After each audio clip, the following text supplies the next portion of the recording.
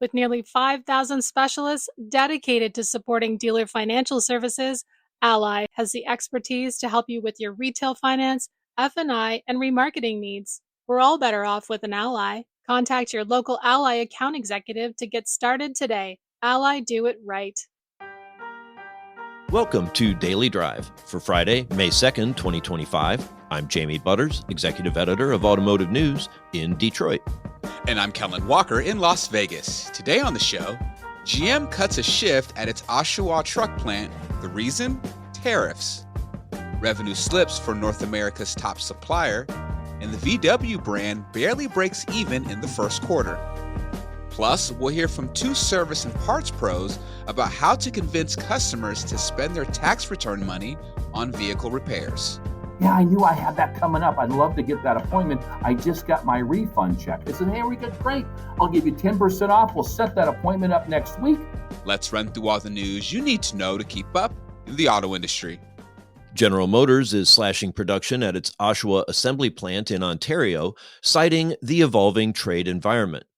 The automaker will reduce output from 3 shifts to 2, decreasing the total number of pickups made there by about 50,000 annually. Oshawa Assembly built about 152,000 Chevrolet Silverado HD and light-duty pickups at the plant in 2024. That's according to the Automotive News Research and Data Center in Detroit. GM also builds the trucks at factories in Flint, Michigan and Fort Wayne, Indiana. The automaker says Oshawa's output will be moved to the U.S. Staying in Canada, Magna International says its adjusted earnings and revenue slipped during the first quarter. It maintained or improved many of its 2025 forecasts, but not for profitability. North America's largest auto supplier said adjusted first quarter earnings fell 24% to $354 million. The company says it faced higher warranty costs for its seating business. Net income increased to $146 million, up from $9 million a year earlier. Revenue fell 8% to $10.1 billion during the quarter. That reflects a 5% decline in North American vehicle production and an 8% decline in vehicle output in Europe. Magna slightly improved its 2025 forecast for sales and equity income, but lowered its range of expected profit margins. Volkswagen Group's namesake brand hardly generated any returns in the first quarter. Costs linked to European emissions rules and U.S. tariffs weighed on results. VW's operating margin dropped to 0.5% from 3.9% in the same period last year. Despite the slow start, the brand says it's sticking to its goal of a 4% operating margin for the full year. VW's profitability has been slumping for a while. It's cutting costs to offset lower demand in Europe and China. President Trump's tariffs threaten to hurt profits further. And Tesla board chair Robin Denholm has been selling the company's stock as shares whipsaw, and the company's sales drop around the world. Bloomberg News reports that Denholm cashed in more than 112,000 shares worth $35 million on November 15th, within days of a post-presidential election spike. That was part of a prearranged plan around exercising equity options. She then sold the same amount of stock on December 2nd, then again on February 3rd, March 3rd, and most recently on Tuesday this week. All told, Denholm has sold $558 million worth of stock since 2020. That's almost half of the $1.2 billion worth of shares sold by Tesla's current directors in that span, nearly all of which came from exercising options. Tesla stock is down 41% from its highs in December.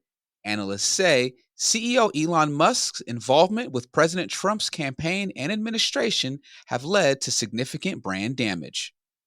And those are today's headlines. So, Jamie, it's been an interesting week at General Motors. The brand says tariffs could have up to a $5 billion impact this year. And also, its earnings outlook dropped as import duties spoiled its 2025 guidance. Now, GM is slashing production at its Oshawa assembly plant. Are tariffs making things go from bad to worse for GM? I don't know if I'd say bad to worse, maybe from good to okay, or from pretty darn good to just good. They're still looking to make $10 billion or more this year, before interest and taxes. But generally pretty profitable. Profits may be down 25 to 30%. That's probably pretty manageable. If the whole industry could perform like that, I think the president and his backers would say that it's worth it. A little reduction in profits to boost more American jobs. I guess my concern is I don't know that all the other manufacturers, certainly most automakers, but even most suppliers, don't have the flexibility and the robust U.S. Manufacturing footprint that GM and Ford have. We'll see how the other companies look in their forecasts and as the weeks and months roll on. But GM looks like they can withstand it. So hat tip to them. Gotcha. Coming up, Tully Williams of the Niello Company and Cox Automotive's Skylar Chadwick talk about how service departments can convince customers to spend their tax refunds on car repairs. That's next on Daily Drive. For over 100 years, Ally has helped dealers like you serve your customers by providing the best-in-class products and services you need, and by remaining true to the automotive passion we share.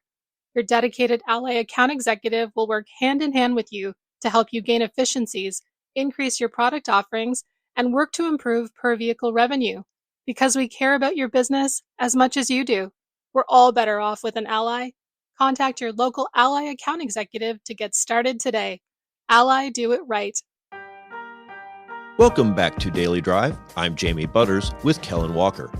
Consumers have traditionally taken their tax refunds and purchased a car, but Tully Williams, fixed ops director with the Niello Company, and Cox Automotive director of product consulting, Skylar Chadwick, say it's also an opportunity to bring customers to a dealership service department to have repair work done that they've been putting off.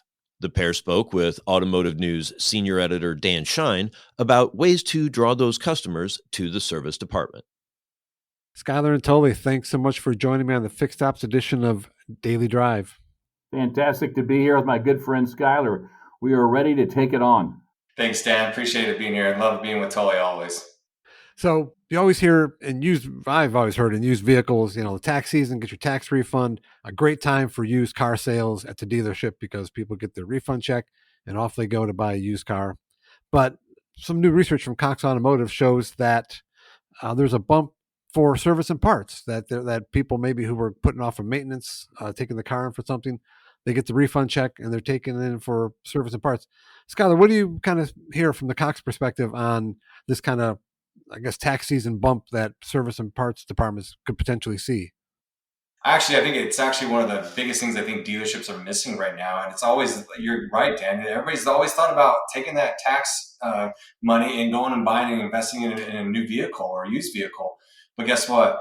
People are keeping their cars longer. So guess what that means? They're servicing their cars. And sometimes those minor services that are coming up, those customers are using those funds to be able to actually afford to actually get that kind of stuff done. So yeah, the times have changed, and it's all due to customers keeping their vehicles longer, which makes our service departments and our technicians very much happy, for sure. Yeah, I think average age 12 and a half years, 13 years now on the road. It's pretty amazing. Totally. There is such a thing as the tax season bump in service and parts? Absolutely. I've been in this business for 40 years, and we've always had this bump, right? And then the reason why is that when you have people that in the aftermarket and also in the dealer, I started in the aftermarket world with an independent shop. And the issue is that people struggle to have money in, right? And when you know that something's broken, or can I make it until I get my tax return? I need a set of tires or a set of brakes, right? They can make it. And we talk to them about that because it starts honestly in Christmas. I need some money for Christmas presents. And then after that is, I need to find out about my tax return because they're kind of broken that first quarter of the year. And things get a little bit better off at the end of March. End of the March always kind of gets yourself set up kind of for the summer. So you plan for that. But that's the strength of having a great advisor, having great tech videos that tell the customer, hey, you're at yellow at brakes. We're going to talk to you about the price. Then the service advisor can send that quote and say, you don't need them right now. Oh, good, because, I don't have the money. I'm waiting for my tax return. Yes, you should be able to go blank miles or make it to your next service and we can come in, or we can plan for that. I can send you a coupon when you come back in.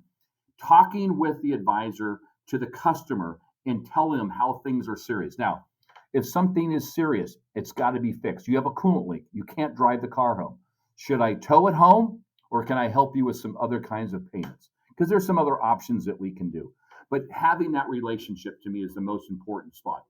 Tax return is a big deal. It's kind of how, totally, raise some good points there and kind of how to leverage this. What is kind of your advice for dealerships to kind of reach out to those customers who may think, oh, I got a big fat check. What am I going to do with it? And kind of maybe dealerships doing some kind of marketing, some kind of outreach to say to them, bring that check, get your car fixed. Again, it's older. You might have some things you're going to need to get fixed. How do you kind of the advice you would give to dealership service departments? What advice I would give them is make sure that your MPI tool is connected to your actual service CRM marketing tool. Like we're in the 2020 century, guys. Let's go. Come on, right? We need to make sure that our tools are connected, that the data from our MPI tool is connected to our marketing tool. Hate to say it, I still get mailers in the mail about services and coupons and those types of things. Guess what happens to them? Right into the trash. If you sent me an email that with one button I could click on that could actually get me to my scheduling my service and get that discount off of that service, you just made that customer's day. We've got to streamline the data process. We've got to get our marketing tools connected with our MPI tools so that way, hey, we could go pull those customers that Tully's talking about, right? Let's go pull those customers that denied tires and brakes and those types of things in the last 2 months. Let's get them back into the dealership. And guess what? People make it way harder than it really is. That's why we love Cox Automotive. That's why we love Xtime, is because guess what? Our tools and our solutions are connected with Invite and Xtime Inspect, right? I can pull that data in one click and make a campaign, and that can connect that customer back to your scheduling tool to get them back. All those people who did client services in the past couple of months should be getting some kind of outreach saying, in case you got a check or you got a little extra money in your pocket. Yeah, especially with tariffs right now, I think dealerships are sitting under a gold mine. As a consumer, we should not be putting off our maintenances today on our cars. And this is the perfect timing. We got tariffs, we got tax returns. Combine together, create the opportunity, create transparency, get the customer back to the dealership. It's a win-win for dealerships, for sure. Yeah, and totally, like you said, there's uncertainty of tariffs and how they might impact everything at the dealership, from new vehicle sales down to service and parts costs. Any opportunity that a service department can have to take advantage of people with money, maybe willing to spend, that's something that dealership service departments really need to take advantage of. 100%. So there's 3 ways you look at this. One is that if you're using op codes and you're hoping that a mail service is going to pick those up, stop doing that because it's a waste of money. But if you have a program like we use Xtime, we're very connected with Cox, is that we know when we have a red declined, right? And that red decline then is a process of emailing out to the customers, right? Now, the next thing is that emailing, a lot of times people don't look at their email addresses. I mean, honestly, let's just be brutally honest. The next thing is, are we texting those out as a campaign? There's a lot of laws around those. But here's the final thing, is your BDC calling on every red? Because the nice thing to do is when you call on a red item, like I'm calling that I noticed that your brakes were red last time you declined. We have a special coming up that we have for this month. I'd love to see if I can make an appointment. Well, I'm not sure how much that costs. I can send you the report right now with the prices right now versus just come on in, we'll figure it out.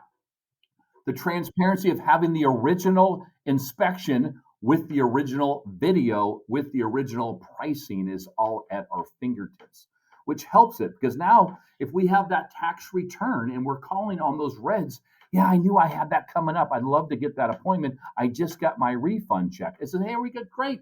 I'll give you 10% off. We'll set that appointment up next week. I'll send you a copy of the inspection that you hear last month just to make sure you have it. You can bring it in. We'll also have that available for you. And we'll see you next week. Thank you so much. These are huge, powerful tools, completely transparent, not have to be pushy at all. We're just asking, look at your inspection. We'll be more than happy to set the appointment for you. Well, Skylar and Tully, I was today days old when I learned that there's such a thing as a tax season bump in service and parts. So good stuff. Really appreciate the conversation. Thanks for your time. Thank you. Thank you. Tully Williams is Fixed Operations Director at the Niello Company. Skylar Chadwick is Cox Automotive's Director of Product Consulting. They spoke with our own Dan Shine. That's Daily Drive for today. I'm Jamie Butters. And I'm Kellen Walker. Thanks to Automotive News executive producer Jake Neer, as well as our own Phil Nussel for his reporting for today's podcast. We also had reporting from Greg Layson and David Kennedy of our sibling publication, Automotive News Canada. You can get the latest news on service and parts, tariffs, and everything happening in the auto industry at autonews.com. Come back over the weekend for our Weekend Drive edition of the show. We'll bring you part of our exclusive interview with Toyota Chairman Akio Toyoda. I think this will be the second game changer for us, that this movement being starting the change of the business model. We'd love to hear from you. Let us know what you think of the show and the topics we covered today. Send us an email at dailydrive@autonews.com or leave us a voicemail at 313-444-2774. And if you enjoy the podcast, remember to like, leave a review, and subscribe so you never miss an episode.